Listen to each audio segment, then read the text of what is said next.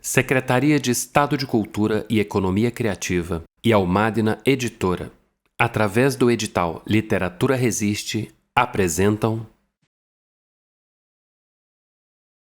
A Casa da Dona Neném, João Batista M. Vargens. Descrição da capa. No alto, da esquerda para a direita, numa sequência de fotos estão Manasséia, marido da Dona Neném, seus cunhados Aniceto e Mijinha, seu Lincoln, irmão da Dona Neném, e a bandeira da Portela. Logo abaixo, um retângulo azul, onde está escrito em letras brancas o título do livro, A Casa da Dona Neném, e o nome do autor, João Batista M. Vargens. Do lado direito, a foto aproximada do rosto da Dona Neném, uma mulher negra, de rosto redondo, lábios carnudos, olhos e sobrancelhas pretos. O rosto franzido e o olhar atento, como de costume. Ao fundo, a escritura da casa em tons de marrom claro e letras azuis. Sobre a escritura, várias fotos de familiares e muitos amigos reunidos durante as várias ocasiões felizes naquele quintal. No rodapé, da esquerda para a direita, encontram-se as logomarcas de apoio da Portela 100 anos, realização da Almadina Editora e patrocínio da Secretaria de Cultura e Economia Criativa e Governo do Estado do Rio de Janeiro. Em A Casa da Dona Neném, João Batista Vargens, um dos maiores cronistas da Portela, agora centenária, convida-nos, após um passeio pelo centro do Rio de Janeiro, nas primeiras décadas do século XX, a pegar o trem da Central e a desembarcar na estação de Oswaldo Cruz, na época um bairro distante da Zona Norte, cuja população, a maioria pobre, passou a ocupar os loteamentos oriundos de prósperas fazendas dos tempos imperiais. Percebe-se, então, o modus vivendi daquele grupo em formação, provindo principalmente da zona rural do Distrito Federal, hoje chamada Zona Oeste, e do Vale do Paraíba, paulista e fluminense. Em seguida, após as palmas habituais, adentramos no quintal de uma casa do subúrbio carioca, em que o congraçamento entre os pares é regado a uma cerveja gelada, uma boa comida e um samba de qualidade. Lá, ouve-se, além de música, histórias deliciosas e a narradora, Dona Neném, não deixa escapar o mínimo detalhe, fruto da sua memória privilegiada, sem despregar os olhos do fogão e afagar os convidados. Na obra, João Batista, o Cicerone, revela-nos a intimidade com o locus e o anima, que se fundem e, para cotejar com sua impressão, passa a palavra a mais de uma dezena de pessoas que gozaram horas de enlevo e de sabedoria naquela casa iluminada. E, de quebra, podemos degustar 3 das iguarias mais famosas da Dona Neném. As receitas estão no livro. E o segredo? Somente com Áurea Maria e a Elô, as herdeiras de fato e de direito. Ofereço este livro às filhas do Manassé, Manassé José de Andrade, 1921-1995, e da Dona Neném, Yolanda de Almeida Andrade, 1925-2020, Áurea Maria, Heloísa e Ana Maria, in memoriam, e a seus familiares, em cuja casa eu tive a satisfação de desfrutar de muitos encontros felizes, em que a empatia do casal acolhia e iluminava todos sem qualquer distinção. João Batista M. Vargens. Sumário. Prefácio. Bota abaixo, sobe o morro ou pega o trem. De Botafogo a Oswaldo Cruz. C, Dutra e Melo, Manasséia. O locus e o anima. É uma casa suburbana com certeza, álbum de família, uma casa de empatia, as iguarias de Dona Neném, depoimentos, referências, dados sobre o autor. Prefácio. Ali, naquele quintal, não há nada enterrado. Nenhum pandeiro, nenhum tamborim ou um totem qualquer. Não precisava. Ali moravam Dona Neném e seu Manasseia, que ali construíram a família mais sólida de nossa querida escola. Ali nasceram e cresceram suas filhas e netos sob aquelas árvores de sombras tão generosas. O templo, o terreiro-mor, e virou nossa casa. A serenidade dele, seu talento musical, a grandeza humana que externava. O carisma e o espírito maternal dela, e o manto invisível da Portela, que nunca deixou de estar lá. Acolhimento sempre, a portelenses ou não, todos bem-chegados. Ninguém melhor que João Batista Vargas para derramar suas lembranças. São parte de sua vida. Ele tão presente em todos os momentos. Ele sabe, como poucos, onde fica o quintal sagrado entre Oswaldo Cruz e Madureira. E sabe que é muito mais de Oswaldo Cruz que Madureira. Luiz Carlos Magalhães. Bota abaixo, sobe o morro ou pega o trem. Geografia popular. Marquinhos de Oswaldo Cruz, Edinho Oliveira e Arlindo Cruz. Gente boa, onde Aniceto está, foi pra bem longe. Quero ver quem vai dizer em versos onde se esconde. Vou sair, mas volto já, meu bem, eu não demoro. Vou pegar um parador ali em Diodoro. Lá na casa do Osmar tem um pagode bem legal. Eu saí de Deodoro e cheguei em Marechal. Salve a lira do amor, escola de grandes partideiros. E depois de Marechal, o que é que vem? Bento Ribeiro. Vou pra terra de Candeia, onde o samba me seduz. Foi lugar de gente bamba, onde é Oswaldo Cruz. Lá na Portela, ninguém fica de bobeira, mas o Império Serrano também é em Madureira. Quem é bom já nasce feito, quem é bom não se mistura. Que saudade do pagode do Arlindo em Cascadura. Já pedi pro meu São Jorge pra guiar o meu destino. Na igreja do Guerreiro eu rezei lá em Quintino. Tem botija, água, Santos e Universidade. Alô Caixa, alô 18, alô povão da Piedade. Vou seguindo a trajetória, mas o trem tá muito lento. É parada obrigatória, onde é? No Engenho de Dentro. Meia, Engenho Novo, Sampaio, Rocha, que canseira. Riachuelo, São Francisco, até que enfim, minha Mangueira. Maracanã, São Cristóvão, lindo bairro Imperial. Só depois de Lauro Mira que eu cheguei lá na Central.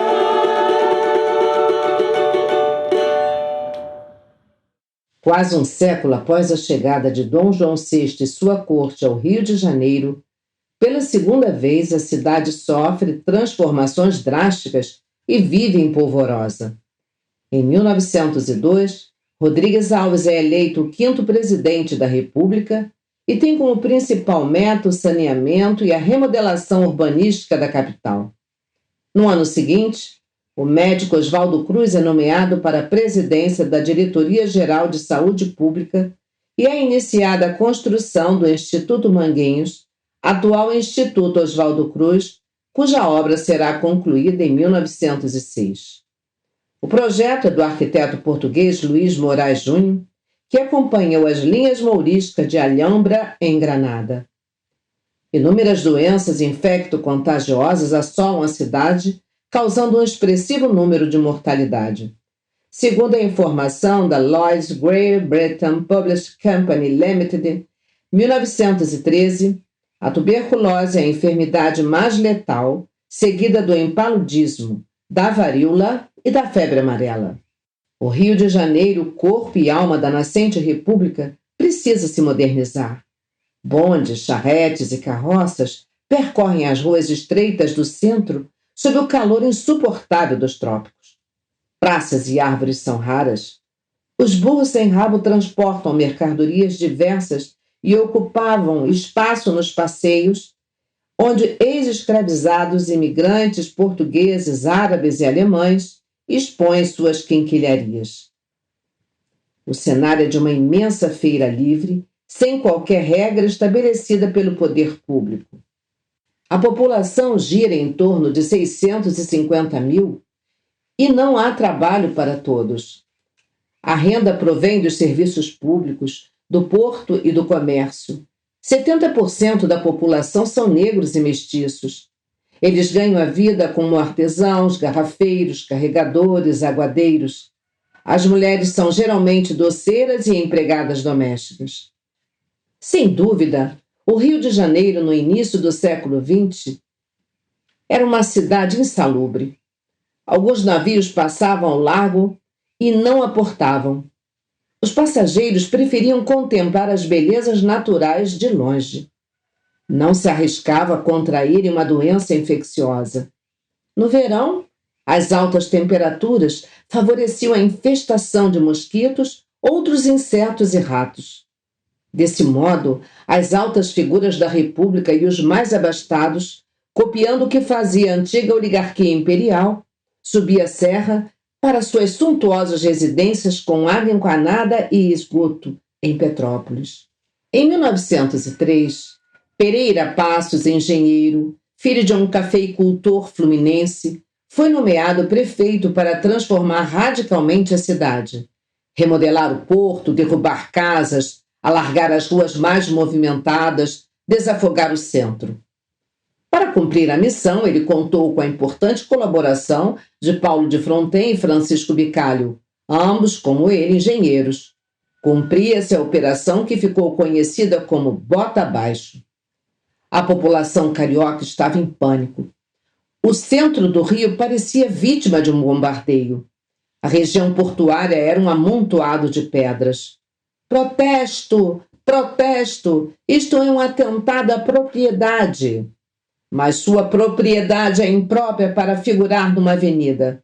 O Malho, 11 de junho de 1903. Concomitantemente, Oswaldo Cruz iniciava um amplo programa de vacinação obrigatória, o que causou insegurança à população. Muitos temiam que a novidade causasse consequências severas, ponto de vista defendido por parte da imprensa. Até Rui Barbosa, a Águia de Haia, insurgiu-se no parlatório do Senado. A lei da vacina obrigatória é uma lei morta, assim como o direito veda ao poder humano invadir-nos a consciência, assim lhe veda transpor-nos a epiderme. Logo não tem nome. Na categoria dos crimes do poder, a violência, a tirania, aqui se aventura expondo-se voluntariamente, obstinadamente a me envenenar com a introdução no meu sangue de um vírus em cuja influência existem os mais fundados receios de que seja condutor da moléstia ou da morte. Por decisão de Oswaldo Cruz, chefe da higiene, algumas casas humildes e cortiços foram abaixo, pois eram considerados focos de epidemia. Para corroborar com o ideal das autoridades de transformar o Rio na Paris dos trópicos, os comerciantes atearam fogo nos quiosques, abundantes na cidade, acelerando a proposta de Pereira Passos, que vacilava em tomar uma atitude impopular. Naqueles lugares reuniam-se os chamados pés rapados. Lá vendiam-se bolos, broas, café, vinho, cachaça, sardinha frita, além de bilhetes de loteria e jogo do bicho. Sem terem onde morar, Os miseráveis que viviam nos arredores do cais e perambulando pelas ruas não encontraram outra solução a não ser a construção de barracos nos morros ou a compra de terrenos nos subúrbios, oriundos do loteamento de antigas fazendas dos tempos do Império. Funcionários públicos de nível médio optaram por bairros da Zona Norte, mais próximos ao centro, e operários e biscateiros tiveram de se contentar em residir em regiões mais afastadas. O trem era o meio de transporte mais utilizado e mais rápido. Em 1858, ou seja, menos de meio século antes do Bota Abaixo de Pereira Passos, foi inaugurada a Estrada de Ferro Dom Pedro II, nome adotado até a proclamação da República, ligando o centro do Rio de Janeiro a Belém, atual Japeri. No percurso de 61 quilômetros, havia 6 estações, a saber, São Cristóvão, Engenho Novo, Cascadura, Sapopemba, atual Deodoro, Machambomba, atual Nova Iguaçu e Queimados. Com o decorrer do tempo surgiram outras, Riachuelo, 1871, Piedade, 1873, Sampaio, 1880, Cupertino, atual Quintino Bocaiúva, em 1886, Meyer e Encantado, 1889, Madureira, 1890 e Dona Clara, desativada, 1891. Em 17 de abril de 1898, foi facultada ao público a estação de Rio das Pedras, nome de um rio que nasce em Jacarepaguá, corta Oswaldo Cruz e Rocha Miranda e deságua no Rio Pavuna. Rio das Pedras, em 1917, passa a se chamar Oswaldo Cruz, em homenagem ao famoso sanitarista. Oswaldo Cruz, com uma população estimada hoje em um pouco mais de 35 mil habitantes nas primeiras décadas do século XX, era um bairro formado por casas humildes. Foi crescendo a partir das ruas que margeiam o leito da Estrada de Ferro, João Vicente e Carolina Machado. O comércio era bem rudimentar e havia um curral onde era agrupado gado proveniente em sua maioria de Minas Gerais e do sul do estado do Rio, para que recuperasse o peso perdido durante a viagem e seguisse para o matadouro da Penha. Muitas histórias de bois e boiadeiros povoam o folclore local. Desse modo, sem dúvida, 3 foram os fatores de suma importância para que crescesse significativamente a população local, a queda da cultura do café no Vale do Paraíba do Sul e no interior de Minas. A franca decadência das propriedades rurais e nos engenhos de açúcar na região de Santa Cruz, Guaratiba, Campo Grande e Itaguaí, e o êxodo da população de baixa renda afastada do centro da cidade pelo projeto Bota Abaixo. O mesmo trem que transportava gentes e bois com destino a Oswaldo Cruz tornou-se o transporte mais barato e mais rápido para conduzir os trabalhadores às oficinas, localizadas geralmente no centro. Eles eram marceneiros, serralheiros, lustradores, pintores, ladrilheiros, gráficos, e ainda o trem foi o local, o ponto de reunião daquele povo do subúrbio. O último vagão de madeira da composição que partia às 18h03 da central amenizava o cansaço da labuta diária. Sob o ritmo marcado na palma da mão e na marmita, cantos eram entoados, protagonizados pelos componentes da Portela, que começava a vicejar. Eram os primeiros passos da escola de samba que se tornaria um dos ícones da cidade. De Botafogo a Oswaldo Cruz. Meu Botafogo querido, Walter Alfaiate.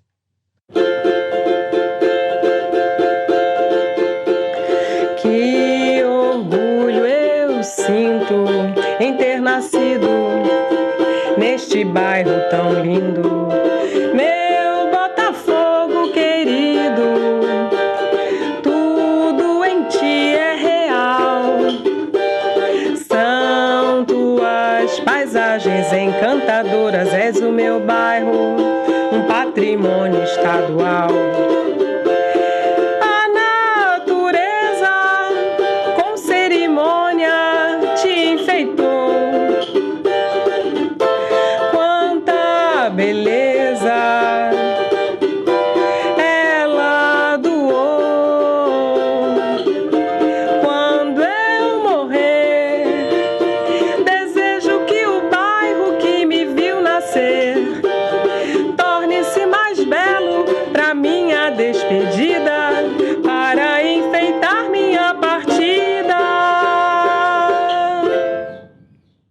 defendendo o meu bairro, Casquinha. Todos contam maravilhas de seus bairros.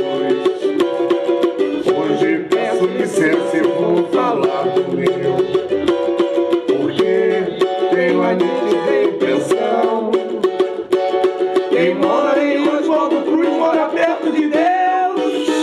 Quem vislumbrar o panorama ao passar neste lugar, o cego não há de acreditar que a passarada, ao romper da madrugada, venha o povo do meu pai despertar. Pela ordem natural das coisas, Oswaldo Cruz é um berço de bamba. Lá existe a famosa Portela, um verdadeiro poderio do samba.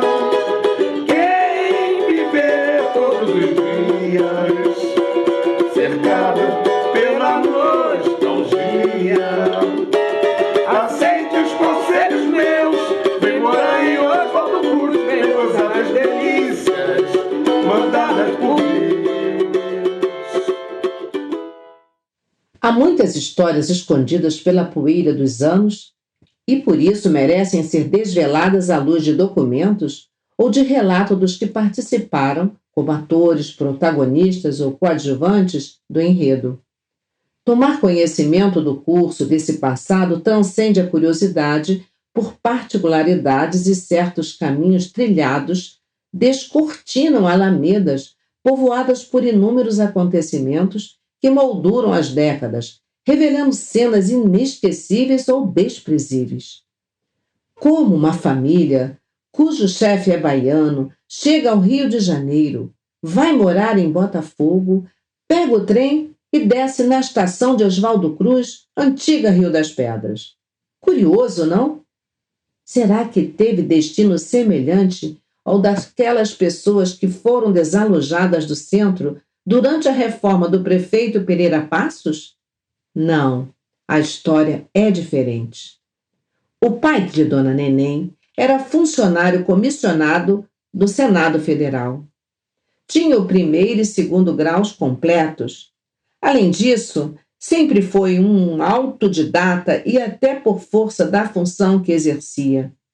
Era assessor, homem da confiança de um conhecido político, senador da República. Era bem informado e acompanhava a marcha dos acontecimentos. A família vivia bem numa casa de sobrado em Botafogo, bairro nobre da zona sul do Rio de Janeiro, após uns anos residindo no Catete.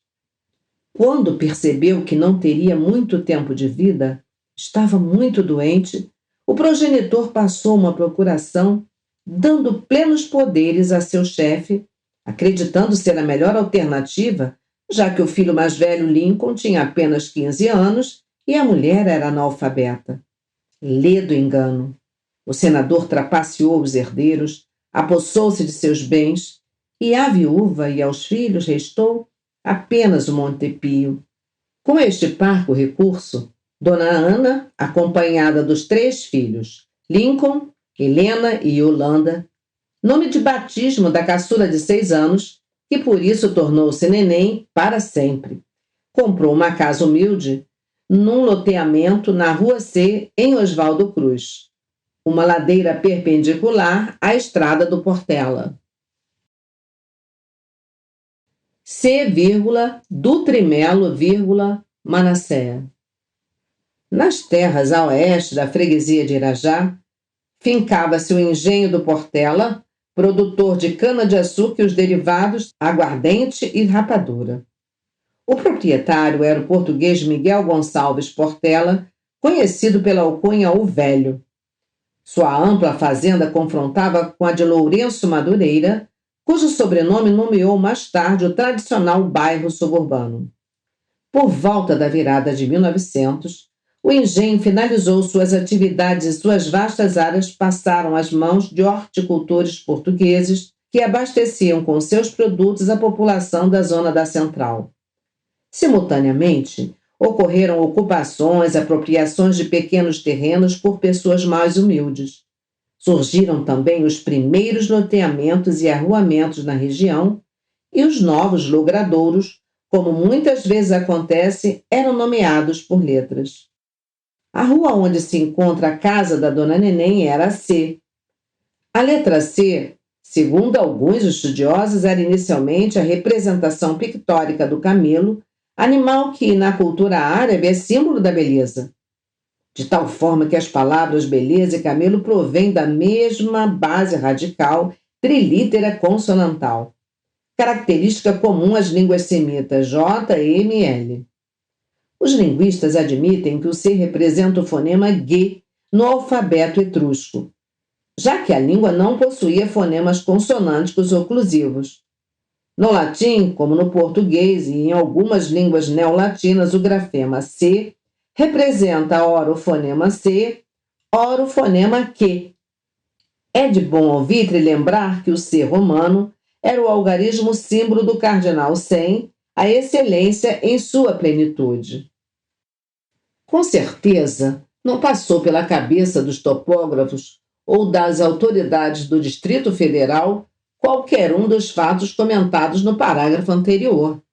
Provavelmente, nomear a Rua C, levando em consideração seu ordenamento, é a terceira perpendicular. A Estrada do Portela, a partir de seu ponto mais alto, em direção à Madureira.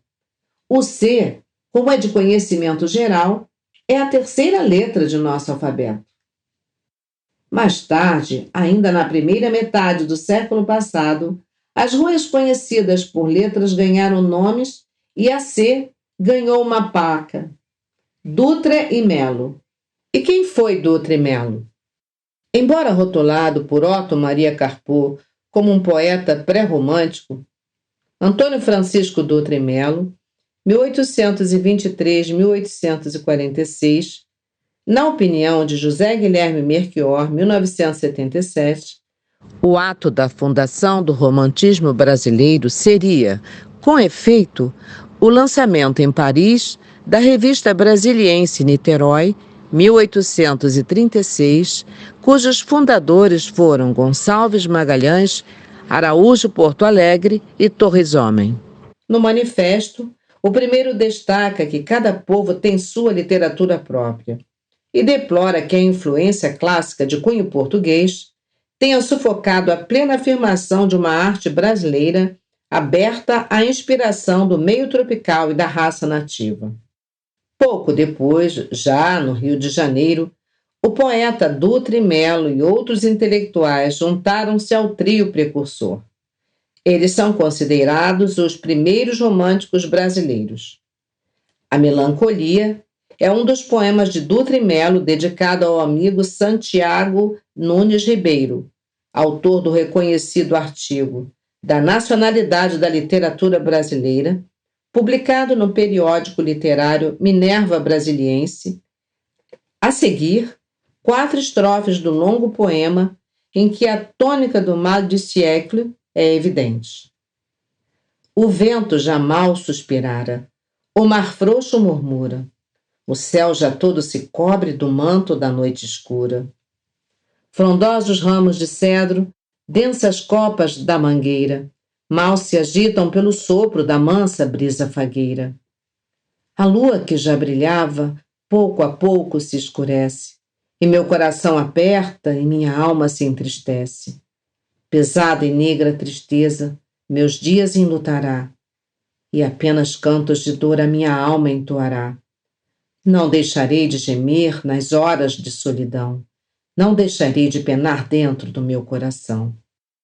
Antes mesmo de completar 23 anos, em 22 de fevereiro de 1846, num domingo de carnaval, expirou o nosso poeta romântico para virar nome de rua íngreme do subúrbio de Oswaldo Cruz no século seguinte. 100 anos depois, no carnaval de 1946, a escola de samba vitoriosa era Portela, com o enredo de Lino Reis de Samba de Ventura. A agremiação de Oswaldo Cruz exaltava o fim da Segunda Guerra Mundial cantando Alvorada de um Mundo Novo. O terceiro e último nome do logradouro é Rua Manasséia, com as placas fixadas nos postes na virada do século XXI, em homenagem ao compositor ilustre, marido da Dona Neném. Após o casamento, a família residiu sempre no mesmo imóvel. E se bem que era frequentado por componentes da Portela desde a década de 30 do século passado. Lincoln, irmão de Dona Neném, era amigo de Paulo da Portela, um dos 3 fundadores. A casa e, consequentemente, a rua tornaram-se conhecidas pelas festas colossais e, principalmente, pelos ensaios dos integrantes da recém-criada Velha Guarda Show da Portela nos anos 70. Por sugestão de uma vizinha dos moradores da casa, a Câmara dos Vereadores do Rio de Janeiro aprovou a troca do nome. Convém ressaltar que, além da rua em que residiu, Manasséia foi homenageado também com o nome de uma escola municipal e de uma estação do BRT, ambas em Madureira. Embora nascido no ano anterior à eclosão do modernismo brasileiro, 1921, pelo menos assim apregoam os críticos da literatura e das artes em geral, Manasséia, como grande parte do primeiro grupo de compositores da Portela, guarda fortes traços românticos, mas, sem dúvida, de forma diferente dos primeiros cultores do estilo, entre eles Dutra e Melo. O mal do século ficará para trás. Anunciava-se uma nova alvorada. Parodiando o tema escolhido por sua escola em 1946, exaltavam-se a natureza e as coisas brasileiras. As obras litero-musicais aproximavam-se mais da turma de Gonçalves Dias. 2 sambas do compositor, tantas vezes por muitos repetidos no quintal de sua casa, dizem assim: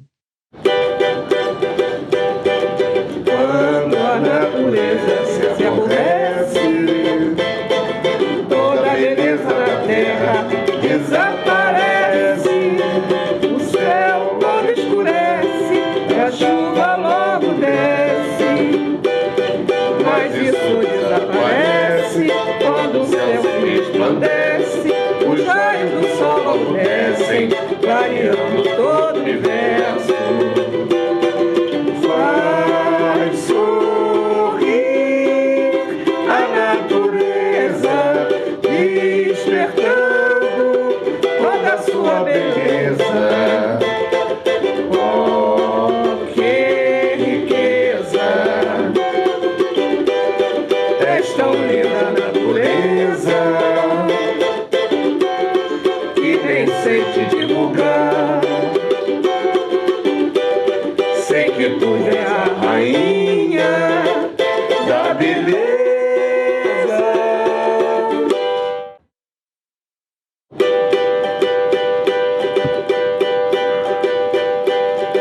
Quando amanhece, o céu resplandece, os raios do sol a brilhar, os passarinhos começam a cantar, anunciando a manhã brasileira, gorjeando sobre a mais alta palmeira. Todos cantam com alegria, como é tão lindo ver romper o dia. De manhã, quando desperto, aprecio a alvorada, como é linda a madrugada. Deus fez de mim um poeta, escrevi em linhas retas essas rimas todas certas. O locus e o ânima. É necessário um mergulho nas profundezas do ser para se abstraírem os alicerces basilares de seu comportamento, de sua visão de mundo, de seu estar na sociedade. Muito já se pensou sobre o assunto. Várias correntes filosóficas, sociológicas, antropológicas, balizadas na história, tentaram revelar os princípios que conduzem o indivíduo ao longo da existência. Múltiplas respostas buscam dar conta desse questionamento instigante, que permeia gerações ao longo dos tempos. Certamente, tais especulações merecem um entendimento à luz do momento histórico e social. Entre os esforços para se desenterrarem as raízes escondidas sob a poeira, uma coisa é senso comum. É preciso que se evidencie o locus, revelador e sinalizador.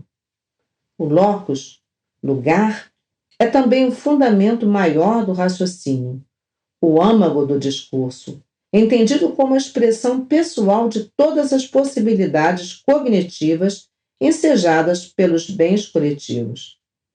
O locus não deve ser delimitado, pois transcende o espaço físico. Suas ondas de vibração e de reverberação irradiam-se e propagam-se além das barreiras geográficas. Os loci, muitas vezes, foram sacralizados e são até os nossos dias. Para que tal fato aconteça, é preciso que o lugar seja profundamente respeitável, venerável. Ele guardará um mistério a partir de uma suposta realidade fabulada na memória, na herança dos antepassados. Por ter uma natureza mágica, composta por códigos estranhos aos não íntimos, exige paciência dos que desejam decifrar a marcha dos acontecimentos e a pulsação das sensações dos que lá vivem. Certamente, o locus e o ânima são indissociáveis. O primeiro é inerte separadamente. Sua realização, aceleração, acontece quando é impulsionada pelo ânima, o sopro, o princípio vital. Admitir-se-á, então, que o locus é um corpo sem alma?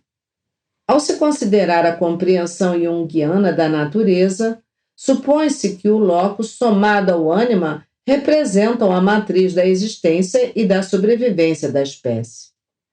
Perguntar-me-ão os leitores, para que tais divagações de cunho filosófico-psicológico para tratar de uma casa suburbana que, a partir de 1931, ganhou vida e de lá para cá espargiu luz e alegria?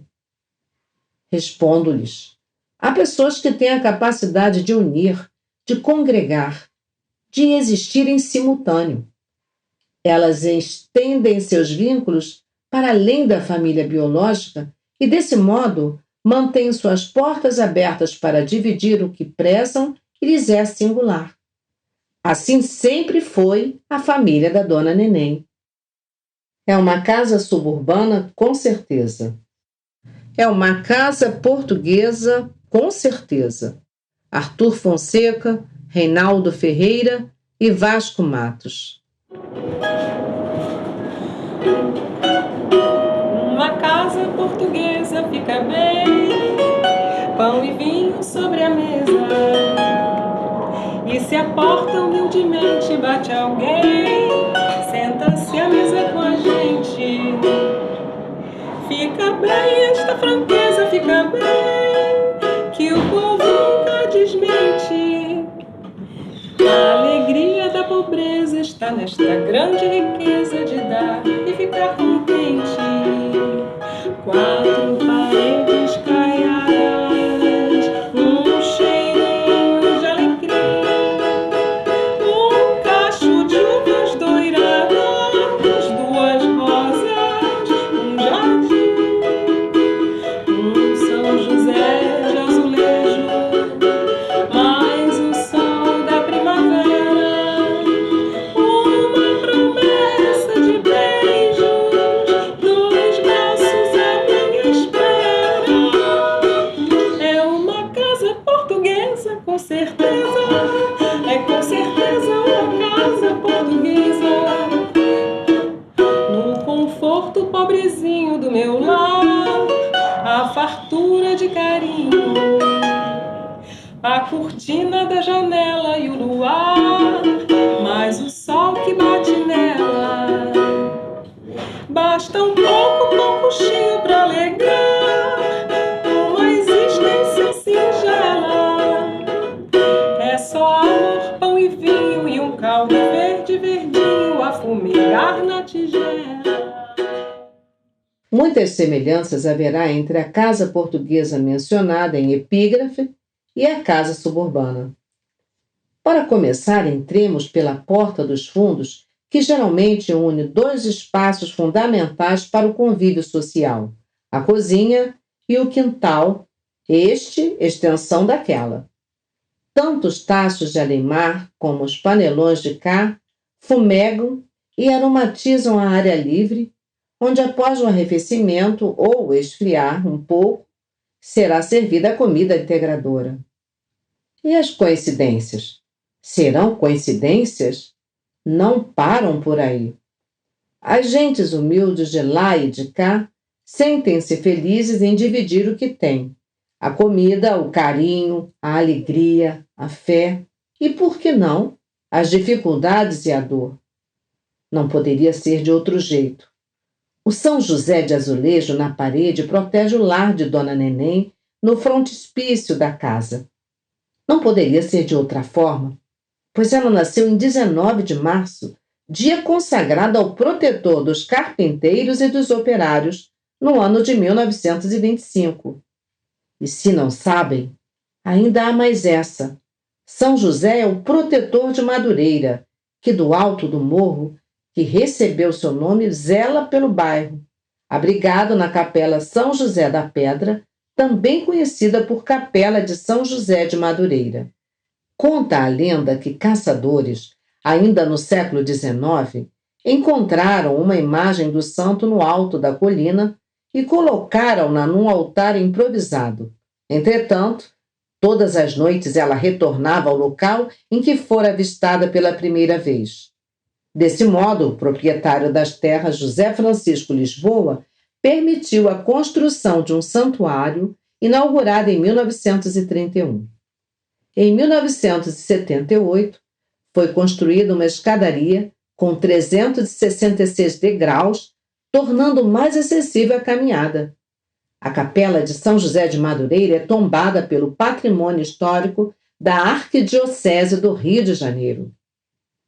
Devido ao calor dos trópicos, aliado às temperaturas mais elevadas dos bairros da zona norte da cidade, em consequência da barreira natural geográfica, o maciço da Tijuca, que divide impiedosamente o rio, o vinho transforma-se em cerveja bem gelada e as árvores frondosas oferecem, generosamente, a sombra para abrigo dos comensais. Em torno das mesas cobertas com toalhas azuis e brancas e com um vaso com flores ao centro, distribuem-se os partícipes. Num canto junto à parede lateral que limita o terreno, outra mesa maior serve de repouso aos instrumentos de corda, sopro e percussão que chegam sorrateiramente, empunhados por músicos de diversas cepas. Quando soam os primeiros acordes, os convidados aproximam-se e um coro espontâneo passa a entoar o estribilho do samba proposto. Naquele momento, eterniza-se um instante mágico e corporifica-se a alma brasileira, amálgama das culturas do autóctone, do colonizador e do escravizado. Da cozinha para o quintal, do quintal para a cozinha, transita Dona Neném. Como uma experiente abacê, verifica se os ingredientes estão nos conformes. Como uma refinada dama, observa se todos estão com os copos cheios e nada lhes falta. Alerta para a possível necessidade de mais gelo no tonel e para que as crianças tenham refrigerante renovado. Em silêncio sábio e esclarecedor, acompanha a música, os músicos e os da roda como uma rainha entronada. Do alto observa tudo, mas não revela seu entusiasmo. Postura real. Os quitutes e a bebida atravessam o muro, assinalando a camaradagem entre os que vivem lado a lado e as boas maneiras recomendam. O prato não deve ser devolvido vazio. Certamente, tornar-se-á difícil, talvez impossível para o habitante alentúrio no Rio de Janeiro, imaginar a cena descrita. E não sabe também que, dependendo do espaço, Recomenda-se que a casa ocupe o centro do terreno. Na frente, o jardim com a roseira e nos fundos, uma hortinha com temperos e couves. No final do ano é a hora de arrecadar um dinheiro para pintar a casa. As festas estão chegando e, num rito de passagem e de renovação, a limpeza é um sinal de bom augúrio para o ano que se aproxima. O pintor do bairro fica assoberbado nessa época. Tem agenda cheia. Banhos de ervas e defumador são indicados para a proteção de todos. São essenciais para a preservação da saúde e para a prosperidade durante o ano que se anuncia. Quem precisar de receita para se livrar de infortúnios específicos, recomenda-se uma visita ao Mercadão de Madureira. Lá tudo será resolvido. E os banquinhos para o final da tarde e as primeiras horas da noite na calçada? Não podem faltar para o bate-papo. Os assuntos? Variados, desde o resultado do futebol e do jogo do bicho, até as fofocas comezinhas. Nas últimas décadas, os hábitos estão mudando por diversas razões. O empobrecimento da população, a migração, o aumento da violência, o preço dos serviços, a dificuldade de locomoção, o desemprego e a escassez de moradias.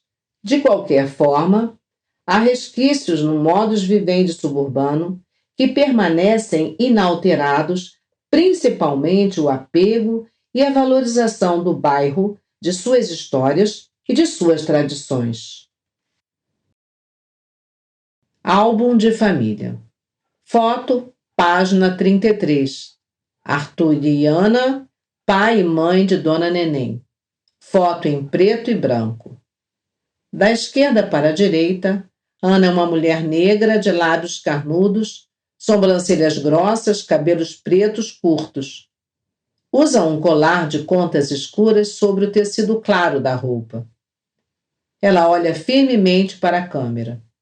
Ao seu lado, Arthur, homem negro meio calvo, de olhos grandes e sobrancelhas largas, veste camisa branca, gravata listrada e paletó escuro com cravo na lapela. Foto, página 34. Foto em preto e branco da Dona Neném jovem. Seu cabelo está arrumado, preso num penteado belo e volumoso. Ela usa blazer claro e um brinco de pérolas. Seu rosto expressa um sorriso gracioso. Foto, página 35.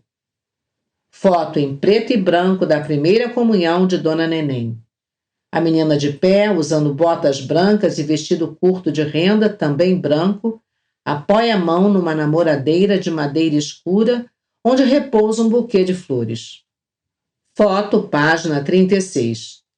Foto em preto e branco do casamento de Dona Neném e Manasséia em 1951. Da esquerda para a direita, Dona Neném sorridente, vestida de branco com véu, grinalda e um buquê de flores. Ao lado, o noivo Manasséia, homem preto, alto, cabelo curto, vestindo terno escuro, camisa e gravata brancas e lenço também branco na lapela, olha suavemente para a câmera. Ambos parecem felizes. Foto, página 37. Foto em preto e branco. Imagem de documento antigo datado de 1931, escritura de promessa de venda da casa da Dona Neném. Foto, página 38. Foto em preto e branco. Aniversário de Manasséia, 1993. Atrás, Ademir, Walter, Bira e Mário. À frente, Arthur, Manasséia, Arlete, Juracema e Irani. Todos sorridentes e batendo palmas ao redor de Manasséia, que também sorridente toca cavaquinho. Foto, página 39. Foto em preto e branco. De pé, Áurea Maria, Juracema e Ademir. Sentados tocando cavaquinho, Manasséia e Bruno Ribas. Foto, página 40. Foto em preto e branco. Arlete, Rosemary, Neide, Noêmia e Eunice são fotografadas descontraidamente no quintal. Foto, página 41. Foto em preto e branco. no quintal cheio de pessoas. Em primeiro plano, da esquerda para a direita, Osmar do Cavaco, Heloísa, Leda e Dona Neném posam para a foto. Heloísa e Osmar seguram bebidas. Dona Neném, um buquê de flores. Foto, página 42. Foto em preto e branco. Aniversário do Manassés. Foto do quintal. Várias pessoas se encontram sentadas ao redor de mesas espalhadas pelo quintal, sombreado por uma árvore ao centro. E sobre as mesas, bebidas e petiscos. Foto, página 43. Foto em preto e branco. Comemoração de aniversário da Dona Neném. Na mesa, o bolo onde está escrito Portela. A aniversariante aparece cercada por familiares e amigos, entre eles o autor João Batista M. Vargens e tia Surica. Foto, página 44. Dona Neném e João Batista, última visita da Baluarte à quadra da Portela. Foto em preto e branco. Dona Neném sentada na quadra da Portela. A seu lado, em pé, o autor João Batista M. Vargens, um homem alto, mestiço, de cabelos pretos, vestindo terno escuro. Ambos seguram a medalha natal da Portela, oferecida ao autor pelos livros que escreveu sobre compositores da Portela. Uma casa de empatia. Batizado com um nome pomposo, Lincoln Washington Pereira de Almeida, irmão mais velho de Dona Neném, teve uma infância abastada, tendo estudado em bons colégios da Zona Sul carioca. Sua adolescência foi bem diferente. Com o falecimento do pai, como primogênito aos 16 anos, teve de arcar com a responsabilidade de chefe da família, cuidando da mãe e das duas irmãs. Ainda menor de idade, Lincoln ingressou nos Correios e Telégrafos. Trabalhava na agência Copacabana. Após a mudança da família para Oswaldo Cruz, uma roça na época, o jovem ficou deprimido. Levava até então uma vida bem distinta daquela que estava habituado. Para chegar ao trabalho era preciso acordar bem cedo e enfrentar o trem movido a vapor, cuja fuligem maculava o linho S-120 alvíssimo. Logo depois que chegou ao distante bairro do subúrbio, Lincoln, que além de funcionário público era músico profissional, violonista e compositor, conheceu Aniceto, irmão de Manassés, que mais tarde seria o marido de Dona Neném.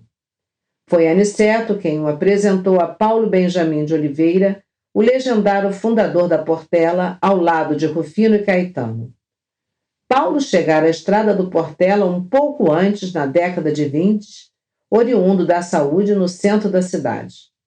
Lincoln e Paulo tornaram-se amigos e parceiros de música. Entre outras, compuseram Conselho.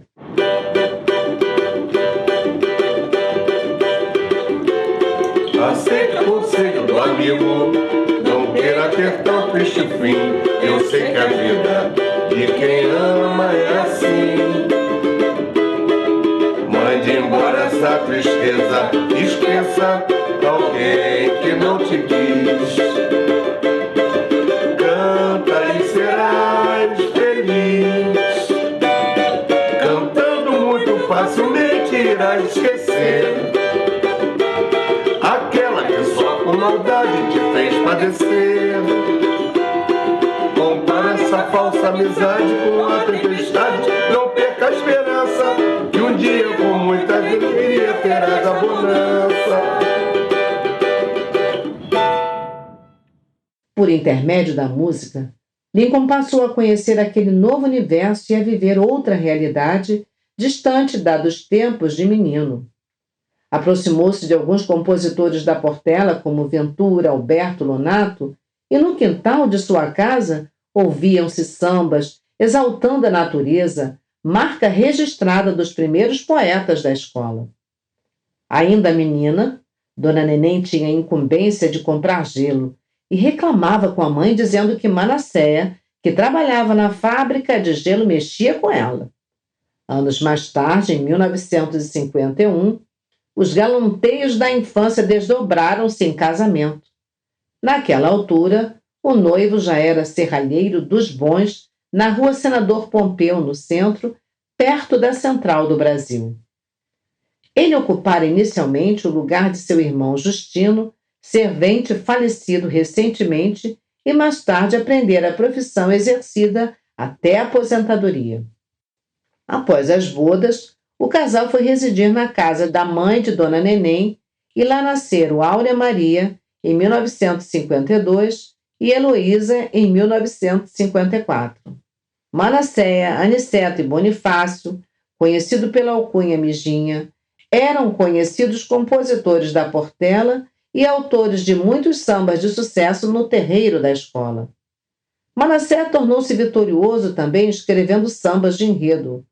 Foi o campeão em 1948, Princesa Isabel, em 1949, O Despertar de um Gigante, em 1950, Riquezas do Brasil e em 1952, Brasil de Ontem. No ano seguinte, com um samba já ensaiado, percebeu que havia outro muito bom e passou o bastão para os rapazes que vinham do outro lado da linha do trem, Candeia e Altair Prego. Com humildade e grandeza comentou: senti-me aliviado. Não teria mais compromisso de fazer sempre um samba para a escola. Candeia tinha a chama da escola. Depois da chegada dele, afastei-me. Dediquei-me mais à família. Vargas e Monte, 2001. Se a família de Dona Neném proviera da zona sul da cidade, a de Manassés chegara da zona rural, hoje zona oeste, mais exatamente da Barra de Guaratiba. O pai, que trabalhava na estrada de ferro, faleceu, e Aniceto, com 15 anos, tornou-se o chefe da família. Ele era operário em uma olaria do Barro e depois tornou-se funcionário no Departamento de Águas do Distrito Federal. A partir das bodas de Dona Neném e Manasséia, o quintal da casa era musical após o almoço de domingo.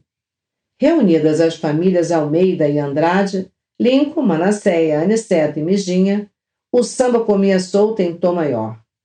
Lincoln ao violão, Manasséia no cavaco e os outros dois, os frequentadores eventuais na cozinha, pandeiro, tamborim, reco-reco e o balde, fazendo a marcação. Com a formação da mais tarde conhecida como Velha Guarda da Portela Show, em 1970, por Paulinho da Viola, o grupo ensaiou no mesmo quintal por algum tempo. Depois, devido ao aumento do número de pessoas, convidadas ou não, os encontros dominicais aconteciam numa área livre nos fundos do prédio em que residia a Doca, pastora do conjunto. Além dos momentos lúdicos vividos pelos frequentadores da casa de Dona Neném, algumas produções marcaram o locus, tais como 1. O filme Partido Alto, de Léo Richman, gravado em 1976 e lançado pela Embrafilme em 1982. A primeira parte da obra foi filmada na varanda da Casa de Candeia, na Taquara, em Jacarepaguá. E a segunda parte em Oswaldo Cruz, no quintal da Dona Neném. 2. O lançamento do primeiro disco de Dona Ivone Lara. 3. A seleção de sambas para disco de Martinho da Vila, como confirma Russa Caniné, ex-presidente da Vila Isabel, ex-vereadora pelo PCB e, à época, mulher do compositor, em entrevista publicada no livro A Velha Guarda da Portela, 2001. Martinho estava mal, sem autoestima. Achava que nunca mais ia gravar um disco. Procurei o pessoal da Velha Guarda da Portela para levantar sambas enredos para Martinho gravar um disco do gênero. Com solidariedade, chamaram gente de todo mundo do samba. Sob a moreira da casa do Manasséia reuniram-se. E o disco não apenas foi gravado, mas se tornou um grande sucesso. 4. O lançamento do CD no Marquinhos de Oswaldo Cruz, quando 60 galinhas com quiabo foram preparadas para os convidados.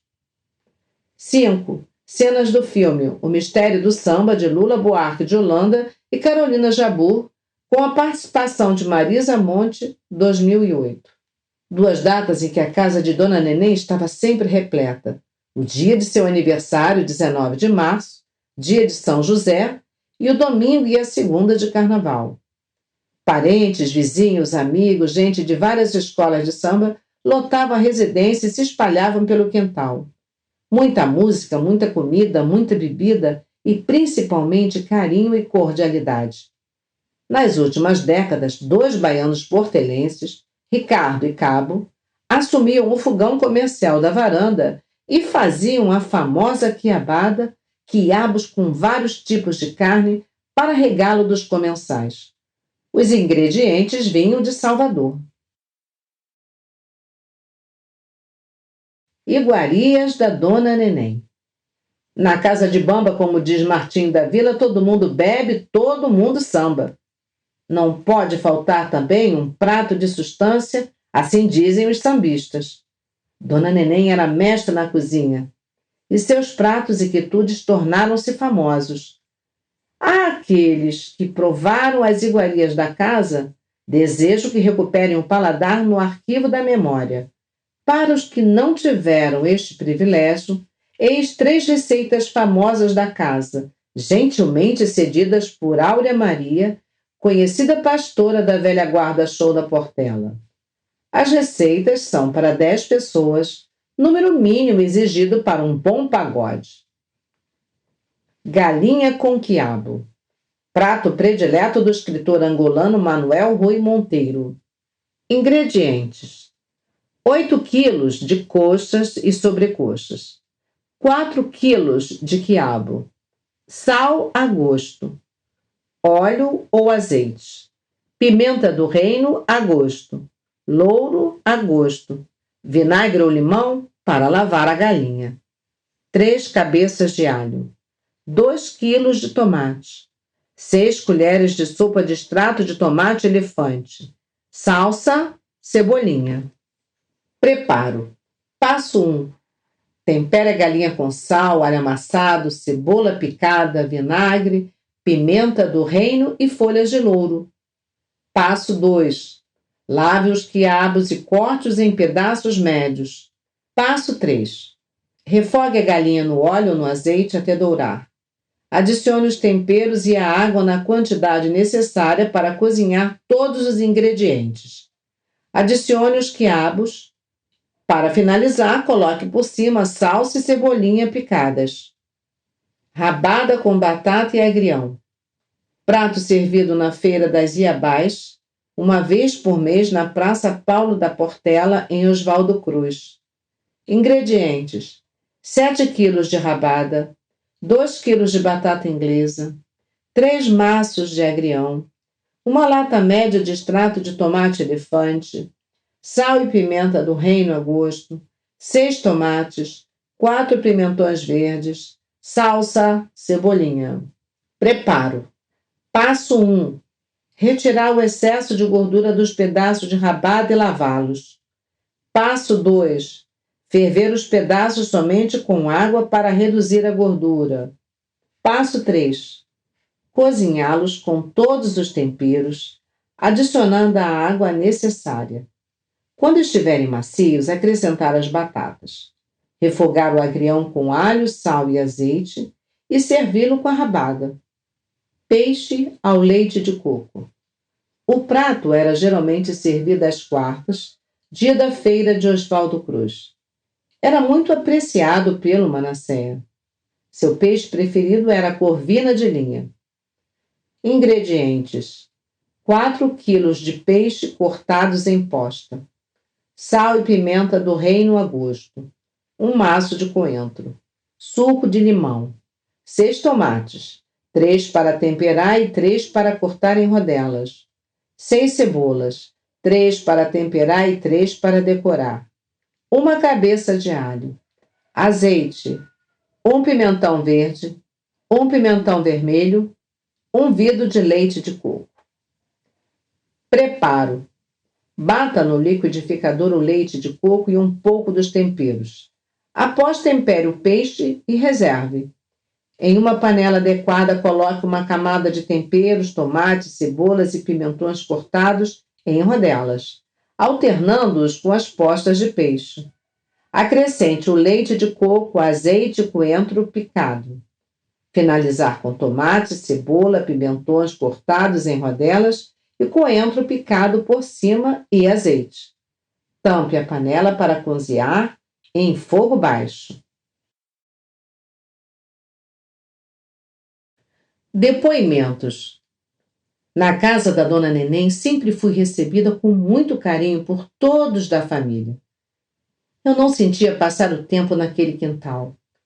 Dona Neném, sempre altiva e acolhedora, me oferecia aquela cervejinha gelada. A mesa farta, o sorriso das filhas nos contagiavam. Vivi momentos inesquecíveis naquela casa. Áurea Nazarete Paiva, 17 de dezembro de 2020. Eu tinha uns 13, 14 anos quando o João Vargens, que é como um tio, me levou para a casa da Dona Neném.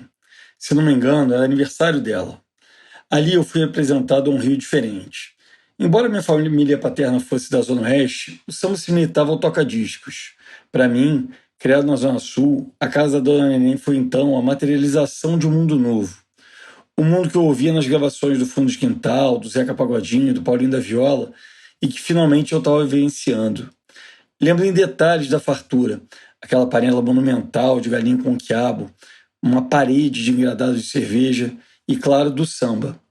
Do Ratinho, da Áurea, da dúvida sobre que horas que o monarca chegaria, das figuras emblemáticas da velha guarda da Portela. Dona Neném era a imagem central daquele enredo tão simbólico, mítico e finalmente real. Paulo Celso Pereira, 18 de dezembro de 2020. Através do colega e amigo João Batista Vargens, tornei-me portelense de verdade e amigo dos bambas da velha guarda. Nesse convívio, o que mais me impressionou foram os pagodes no quintal da casa do Manassé e da Dona Neném. À sombra de frondosas árvores, rolavam pelo dia inteiro, da hora em que o primeiro convidado chegava, e eram muitos os sambistas amigos, até o último toque do surdo já pela noite. Em alguns desses encontros de datas marcantes, vinha um grupo da Bahia que apimentava as delícias dos panelões, dos petiscos, em permanente rodízio e dos sambas que rolavam sem parar. Tudo isso era regado a litros de batidas diversificadas e a engradados de cerveja. Os encontros eram aveludados pelo gentil sorriso de hospitalidade do casal anfitrião, a afabilidade que depois foi continuada pela viúva, Dona Neném e família. O último a que compareci foi, suponho, o de seus 92 anos, parodiando o consagrado samba de nossa escola. Quem provou do famoso pagode da Dona Neném, só quem é da Portela é que sabe que a coisa era divina. Clécio Quezado, 20 de dezembro de 2020. Falar da casa da Dona Neném, eu posso falar, pois estive lá muitas vezes naquele quintal. Lembro que a TV Globo fez uma homenagem a Estácio de Sá, e a nossa participação foi gravada ali. Nós ensaiávamos lá, a velha guarda reunia-se lá, era lá que o Manasséia fazia os pagamentos dos cachês dos shows, tostão por tostão. Aquele rapaz era muito correto, muita saudade. Ali fazíamos fita para mandar para os cantores e o quintal era pé quente. Grandes sambistas passaram por aquele quintal, abençoado por Deus. Aquele casal, Manasséia, Dona Neném, formou uma família bonita. Agora só falta eu fazer um samba à casa da Dona Neném. Monarco, 19 de dezembro de 2020. Dona Neném era a maior referência viva feminina da Portela. Mesmo nem sempre fisicamente presente, nós tínhamos a certeza de sabermos que ela estava sempre ali conosco, ali no alto daquela casa, olhando por todos nós, e por nossa história, por nós que sempre precisamos tanto dela. Luiz Carlos Magalhães, 6 de maio de 2020. Desde pequena, acompanhava meus pais à casa da Dona Neném. Nessas ocasiões, em geral, também visitávamos os meus avós que moravam perto. 2 casas que me trazem boas lembranças da infância. Com sorte, o passeio ainda se estendia à quadra da Portela. Então, era felicidade em dose tripla. Minha filha não conheceu os bisavós paternos, mas brincou algumas vezes no quintal da Dona Neném em dias de carnaval. Além de conhecer o samba portelense, a menina deleitou-se com a comida gostosa que, costumeiramente, achamos em casa de sambista e vó. Dayala Vargens, 21 de dezembro de 2020. A casa da Dona Neném e do meu querido amigo Manasseia é o lugar mais aconchegante e carinhoso que eu já frequentei nesses meus muitos anos de samba. Tudo planejado para receber bem. Samba de primeira, comida maravilhosa e gente da melhor qualidade. Vou levar para sempre os bons momentos que passei com eles. Paulão 7 Cordas, 3 de janeiro de 2023. Uma visita à casa da Dona Neném me proporcionava sempre muitas alegrias. A gentileza da anfitriã e de suas filhas incluíam sempre uma cerveja gelada, acompanhada de salgadinhos preparadas por elas e um papo que se estendia tarde afora. Difícil era recusar o convite. Quer jantar conosco? Quando chegava a noite e era a hora da partida. Carlos Monte, 4 de janeiro de 2023. Lembro com um pouco de nostalgia no peito da casa da Dona Neném. Tantas vezes adentrei naquele quintal com um coração radiante, cheio de expectativas, pois sabia que coisas boas estariam esperando. Um bom samba, uma boa comida e mais, um aprendizado com meus grandes mestres da nossa querida Azul e Branco de Oswaldo Cruz. Lembro muito nitidamente quando o seu Manassés me chamava para gravar em fita cassete. Eu ia sempre com o papai, mas de repente ia chegando Casquinha, Osmar do Cavaco, Chico Santana e muitos outros.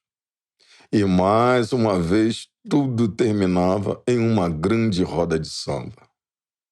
Mauro Diniz, 5 de janeiro de 2023.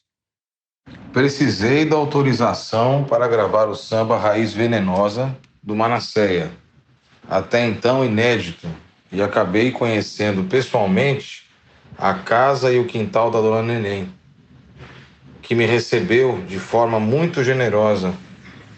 Me contou uma porção de histórias, inclusive a do samba que eu viera a gravar. A partir daquele dia foram vários encontros e todos sempre especiais. Dos inesquecíveis foi a roda ao lado da velha guarda, que durou uma tarde inteira e adentrou a noite, e uma homenagem ao Manasseia com a turma do Glória ao Samba. Tuco Pelegrino, 6 de janeiro de 2023. Tudo começou quando conheci Marco Aurélio em Salvador, logo após o Carnaval de 1983. Ficamos amigos, passamos a nos contatar toda semana e ele se incumbiu de conseguir uma ala na Portela para eu desfilar. Daí comecei a mandar o valor das parcelas da fantasia da ala Mocotó. Chegando ao Rio no Carnaval de 1984, tive a honra e a felicidade de ser apresentado a Dona Neném e a sua família, todos maravilhosos. Nesse primeiro encontro, a matriarca me chamou de corajoso por ter, em tão pouco tempo de conhecimento com Marcos, confiar o pagamento da fantasia. A amizade foi se enraizando com Marcos e toda a família. Diante dessa aproximação, passei a me hospedar na casa daquela saudosa senhora que se transformou em minha segunda mãe. Pessoa espojada, casa cheia, acolhedora de tantos baianos e quantos lá chegassem. Cabo Otávio Gomes Barroso, em 8 de janeiro de 2023. Os meus primeiros contatos com Manasseia datam do início da década de 90. Eu participei como convidada de um show do Rafael Rabelo, no qual a velha guarda da Portela também era convidada. O Manasseia integrava o conjunto, como também aconteceu em 92, quando a gente se encontrou de novo, dessa vez para gravar, no meu álbum Cor-de-Rosa e Carvão, o clássico portelense Esta Melodia. Em 2000, quando eu produzi o álbum Tudo Azul, infelizmente o Manasseia não estava mais entre nós, mas ficou dele uma presença doce e carinhosa. E sua filha, Áurea Maria, substituiu a Doca como pastora do conjunto. E mais tarde, quando estávamos fazendo a pesquisa para o filme O Mistério do Samba, estive pessoalmente na casa da família Andrade, convidada por Dona Neném e suas filhas, Ana Maria e Áurea Maria. E foi uma tarde linda, durante a qual a gente pôde percorrer as memórias musicais do grande compositor.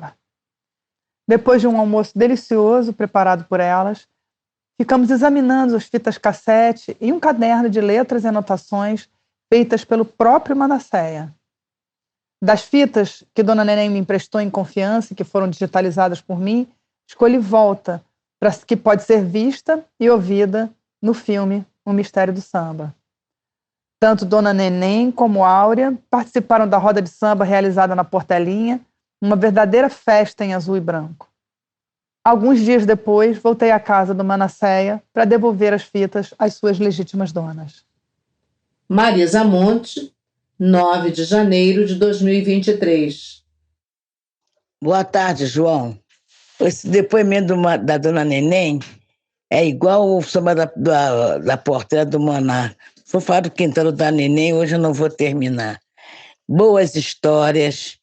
É uma família que eu tenho um carinho muito grande, apesar da perda do casal, mas tem as filhas, eu tenho um carinho muito grande por eles, e é uma casa que sempre foi movimentada, com festividade, com rodas de samba, e você mesmo sabe, né, que você frequentou muito a casa deles, e é uma casa maravilhosa, a gente lamenta da perda, mas não tem mais aquelas bagunças que tinha antigamente.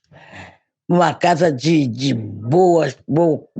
muito artista passou por lá, como Zeca, Marisa Monte e outros, né? E eu convivi muito com eles. Inclusive, eu sou muito grata ao nosso saudoso por eu estar na velha guarda, que ele que me incentivou muito, me deu um grande valor. E se hoje eu sou o que eu sou, agradeço muito o Manassés José de Andrade. Aonde ele estiver, que Deus ponha ele num bom reino da glória. Surica, em 10 de janeiro de 2023. De tudo quanto o quintal do Manassés e da Dona Neném é exaltado, a ancestralidade talvez seja o aspecto menos lembrado.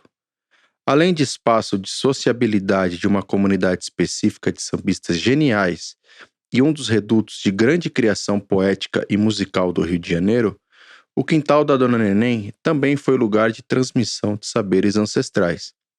Basta mencionar que o Partido Alto Limoeiro Limão, cantado no documentário Partido Alto, com imagens de 1976, remonta à década de 1870 e foi registrado no livro Cantos Populares do Brasil, de Silvio Romero. Os encontros no quintal de Dona Neném representavam, assim, o eco de vozes ancestrais centenárias, sendo os sambistas de Oswaldo Cruz grandes elos de ligação entre gerações. Eduardo Pontim, em 10 de janeiro de 2023. A Casa da Dona Neném, João Batista M. Vargens.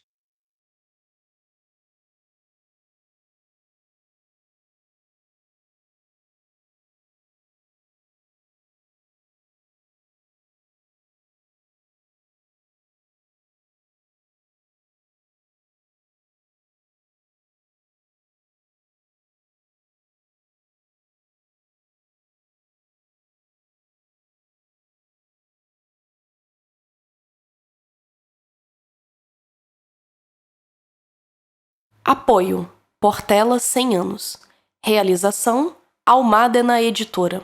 Patrocínio: Governo do Estado do Rio de Janeiro e Secretaria de Estado de Cultura e Economia Criativa.